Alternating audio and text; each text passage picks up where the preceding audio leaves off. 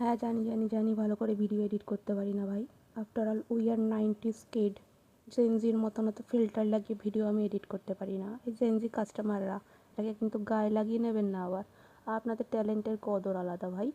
এই যে আজকে হচ্ছে মাছের ভাপা, সর্ষে পোস্তওয়ালা ভাপা না, আজকে হচ্ছে রসুন লঙ্কা পেঁয়াজ বাটা ভাপা। রসুন লঙ্কা পেঁয়াজ বেটে দিয়ে দেবেন মাছের মধ্যে, ধনেপাতা কুচি, সর্ষের তেল, নুন, হলুদ, লঙ্কার গুঁড়ো দিয়ে এটাকে এরকম মাখবেন ভালো করে, যেমন আমি মাখছি দেখুন। দিয়ে মেখে এবার এটাকে ভালো করে কড়াইতে তেল দিয়ে সুন্দর করে সাজিয়ে দেবেন। দিয়ে এবার এটাকে মাছগুলোকে ভালো করে একটা একটা করে দিয়ে দেবেন। দিয়ে বাটিতে যে মশলা লেগে থাকবে সেই মশলা দেওয়া জলটা এর উপর দিয়ে দেবেন। দিয়ে এটাকে ঢাকা দিয়ে গ্যাস কমিয়ে 20 থেকে 25 মিনিট রেখে দেবেন। দেখবেন একটা সুন্দর মাখো মাখো একটা ভাপা রেডি হয়ে গেছে। মাঝে মাঝে একটু নাড়িয়ে দেবেন, নাহলে তলায় লেগে যাবে। ঠিক আছে?